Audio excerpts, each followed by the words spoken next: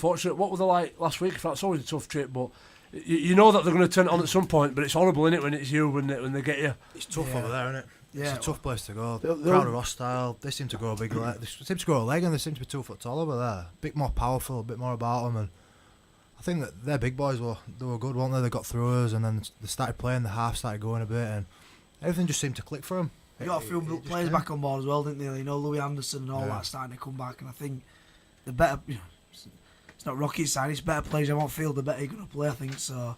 I think they have turned the corner. What do you think it is for you guys this year? Because obviously you won it last year. I tipped you all season because I'm a legend. Smart.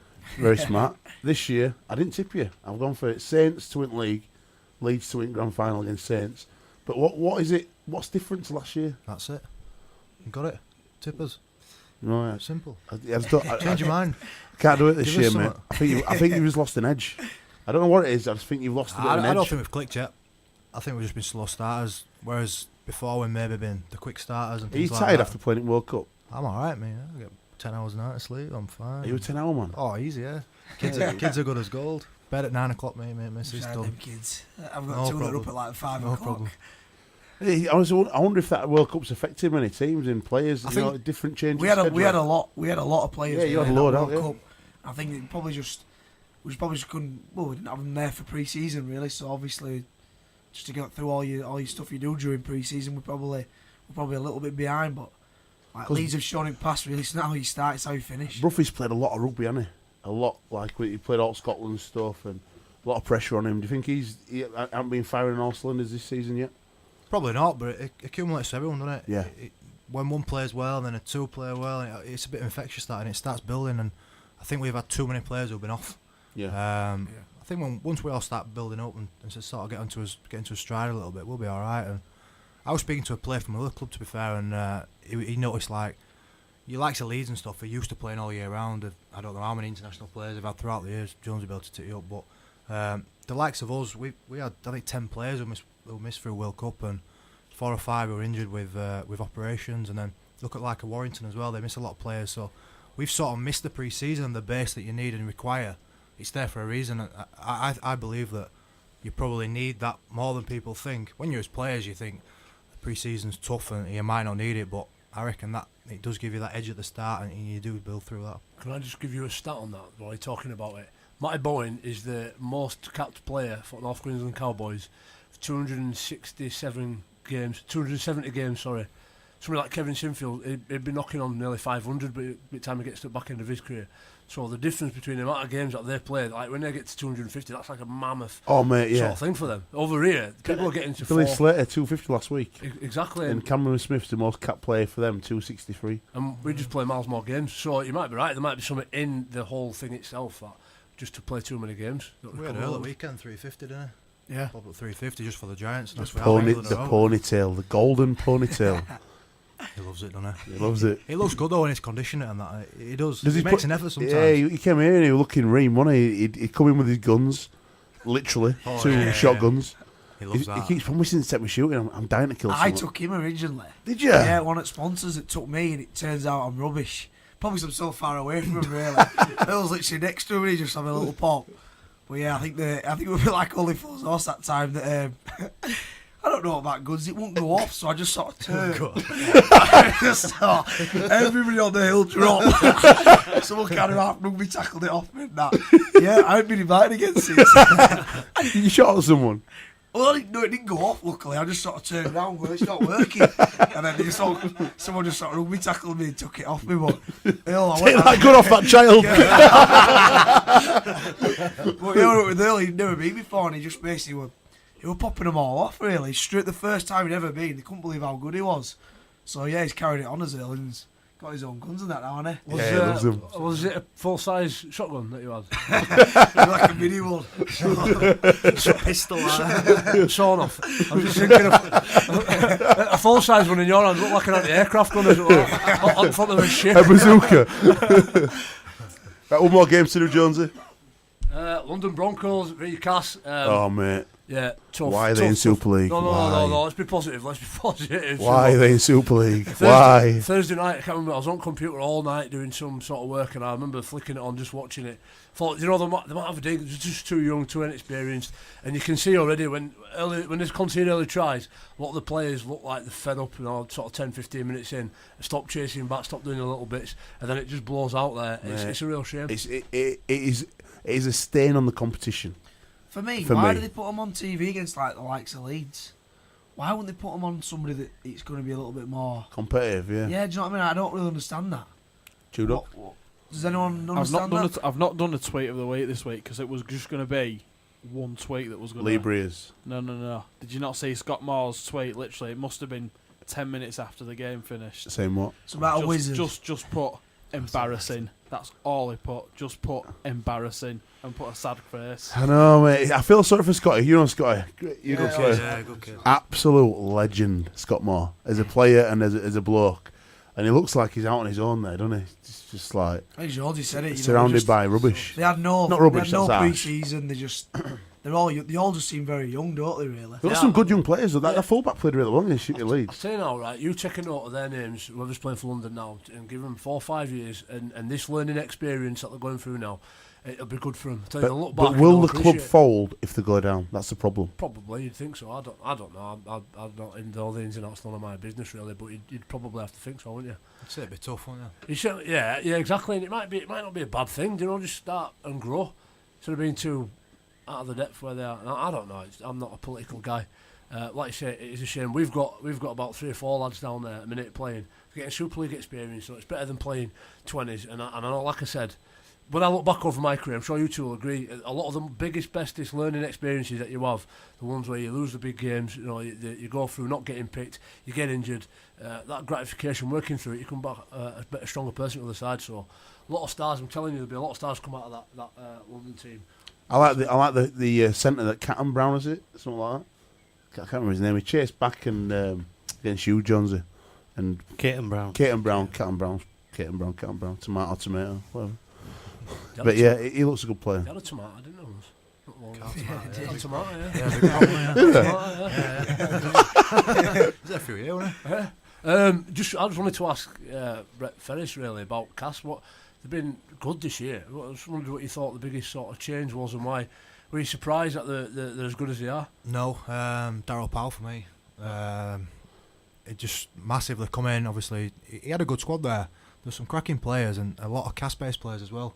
You looked at a stat before the London game and everyone's talking about the inexperience there, but I think Cass only had 2,000 appearances between them all. Right. You got the likes of Ollie Holmes, Darryl Clark, Hads Milner, James Clare, Richard Owen, who were only still 22, 23, and they got blooded when there was 18, 19-year-old in a similar situation to what London have at present, and they've just blossomed. Yep. They've just took the experience and pushed right through with it, and they've been fantastic. They've got some good players there now, and what they've done is they've obviously got rid of Rang, which at the time everyone was like, "Wow, don't get rid of Rang. He's this, that, and other." He's a three-dot cap up, don't he? Yeah. In essence, he has. He has, and they've been able to recruit well. They've got like Shenta who's come in, and he's just grown since he's come back from there. Grant Milton's come out with Shell, and he's been playing fantastic for him. Craig Huber's he's a fantastic prop, and he's really signing it season. Liam Finn, great, yeah, opportunity. Someone who's wanted to play and playing for the right reasons, not coming over like a few Aussies to grab a bit of money here and there. Right. But he just wanted a chance and he took it. Halifax were desperate to get him. I'm not surprised. They pretty much signed him, haven't they? Yeah, until they pulled out. I was told, obviously in office, Liam Finn's coming. I'm like, buzzing. In my classes. Because at Featherstone, I don't know what happened at Fev, but I think the new coach didn't like him, whatever. No, and when Crowdy said, I think we got Liam Finn, I was like, great, because you look at his stats in that league, and he was probably the best player in that league. By a mile for the last 5 years. Yeah, and we that's what we really needed. Just that we've got Scott Morrell, and it's like if you see Halifax games, it's like it's all eggs in one basket. Mate, Scott Morrell is outstanding every week. Yeah. He never ever has a bad game. He could play Super League now, not a problem, even though he's out of shape. But he's fantastic week in, week out. And if you add Liam Finn to that, everyone were really excited. Obviously, he didn't come, went to Cass. Give up a full-time electrician job, which is a big thing, at 29-year-old, 30-year-old. Yeah. And hats off to him. So in my class at school, in my class, we played on the same amateur team, so we played together, so we were 10. People don't give him a crack as well as we're speaking about Aussies. They brought loads of old Aussies over and not played somebody like him, and he won't got an opportunity for that reason. And I think a lot of people thought he lacked half a yard of pace.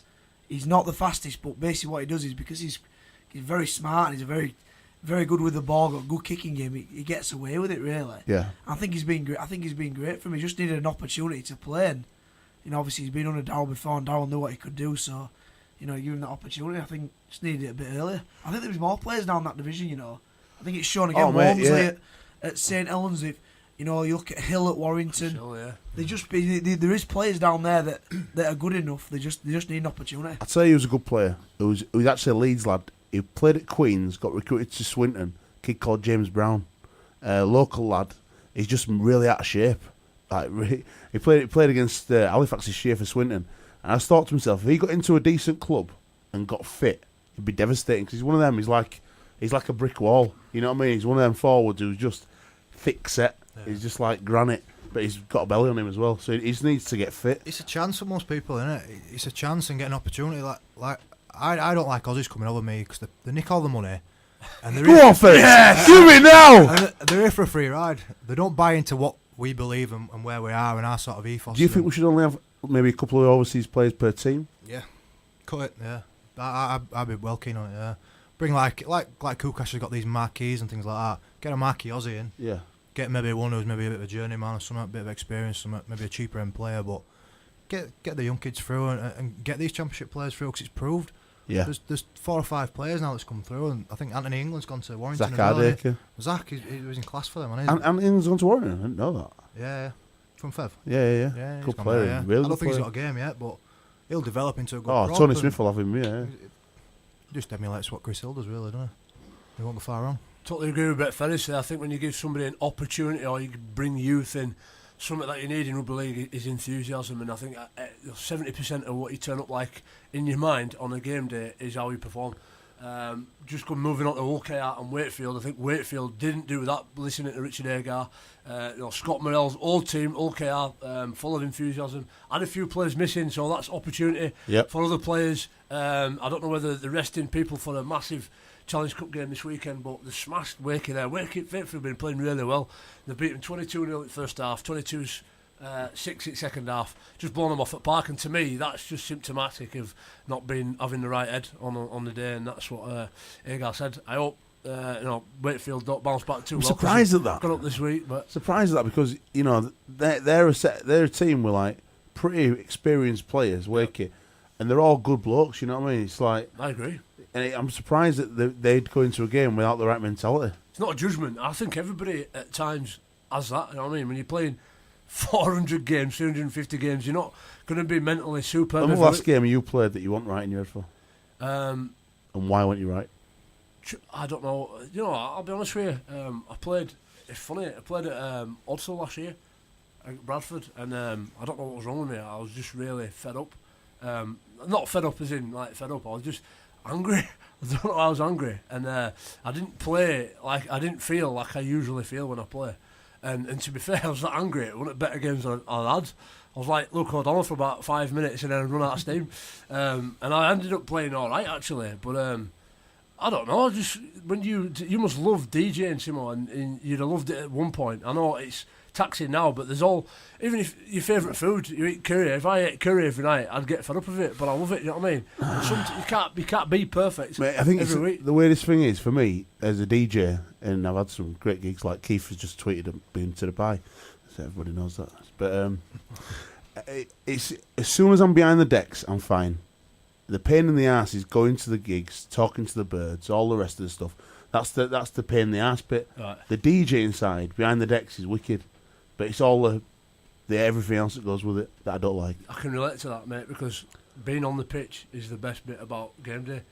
Do you know that getting up, going for the whatever routine you do, that's the nightmare. And I know there's a lot of lads in Super League don't like 8 o'clock kickoffs because they've got a full day of it. I'm sure you two guys will understand what I'm saying. But once you get on the pitch, boom, it's on then, and you can be a different person. Game face. But as you get older, I think when you're a young kid, you get excited, you'll be tweeting stuff about it, and I can't wait for tonight, watching some old replays of when you scored in under 10s and all that. Do you know what I mean? And take it away. I think as you get older, a bit more mature, you're a tradesman and you go do not a laborious job. What's the right word? Industrious effort. It's an industrious job. What do you? I don't know what you two guys think. I totally agree, mate. I think that's you probably just do. You get into it. You've been doing it that long. Yeah. It just becomes sort of second nature, doesn't it? And I remember walking out with Wigan, one of my first games, and literally the hairs on the back of your neck stand up, and you're buzzing. You're just literally, what am I doing here? Whereas as time goes by, it just sort of becomes a job. Yeah. It becomes a job, and it's a job that you love, and it's a job that I'd rather do than any other job in the world. But at the same time, it does become a job. Mate, I remember a game when you played at Wigan and you got man at match. You had a right game, and after the interview, And I you thought- said something about being like a superhero. let's not talk You said, about I'm a that. superhero. Let's not That's talk it. about That's no, what you're let's talking Come about. on, Oh, Robbo. different Tell us game, the story. No. Tell us the story. It's like following me around this for over years ago with this mate. I was supposed to be playing for Yorkshire under 18s, and I think I was training with Dwayne Doughty Barker and that. Yeah, he's one of the best mates. Yeah, they were all there, and then on the way back they said, there's been loads of injuries, you're playing. I said, alright. So I played against Saints and we come on, we're losing, I got an hat-trick. But my dad was just telling me something about someone called Roy's Rover or something. It must have been a football Yeah, club. right, Rovers. Yeah, I didn't know it, and he comes on and scores natter in my head when my dad was telling me this, like, the day before the game. And what I meant is, it's like Roy the Rover stuff. I can't believe I'm here. I can't believe, I've scored and all this. And it just sort of come out somehow like a comic book. And then the next day, and literally for about 2 years afterwards, I just go, hey, you're the comic book. You'd be like, I got basically hammered there for about 2 years after for it. So, it was bad, mate. It was very bad. We'll have to try and get the clip and put it on website. Yeah, definitely. no. Actually, talking of superheroes, who's the Green Goblin?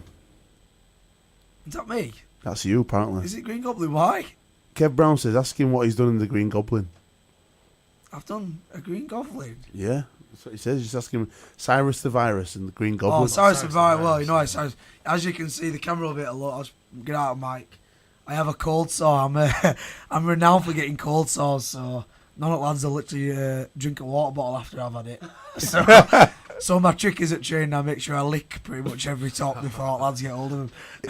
He also said that you've got running commentary and like just a complete beef with Stu Fielding.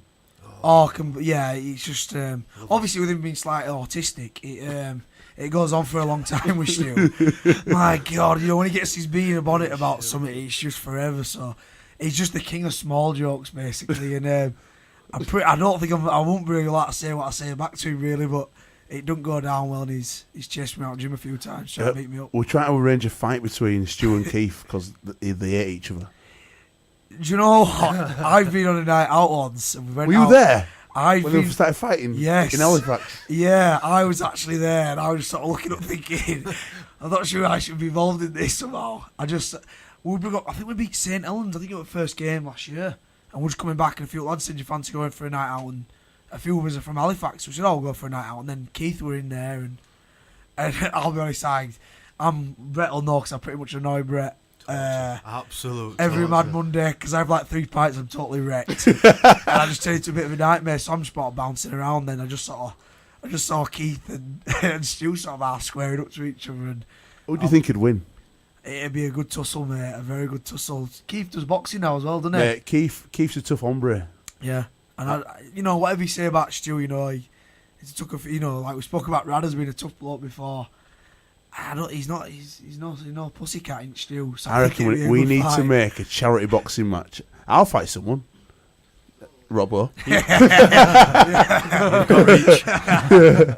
But yeah, I think that'd be a great fight. What do you reckon? Who'd win?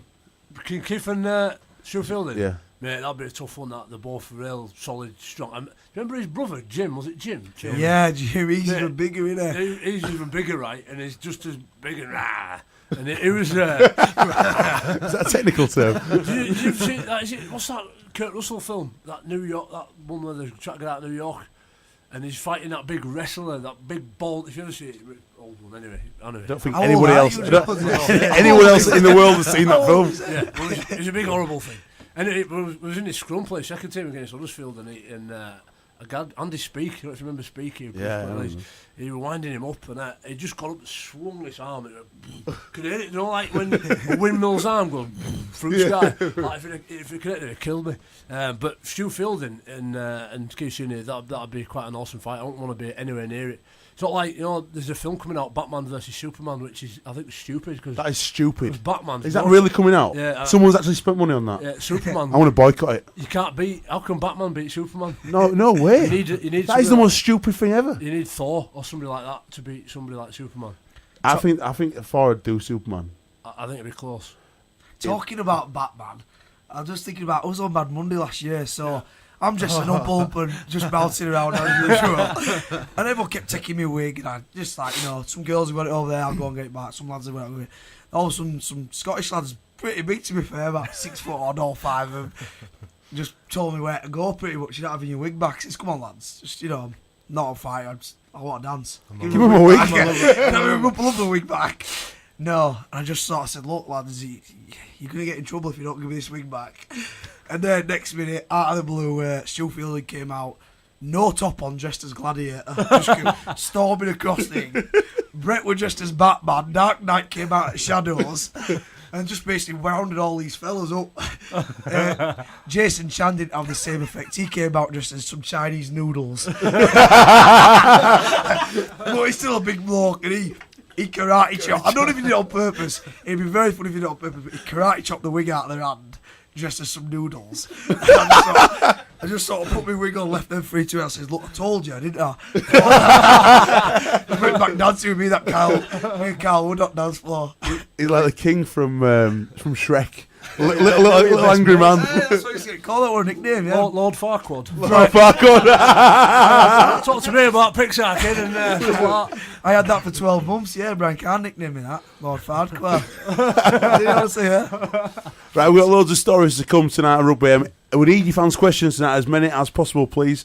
We're going to play a tune, then back with the action. Loads of games as well tonight.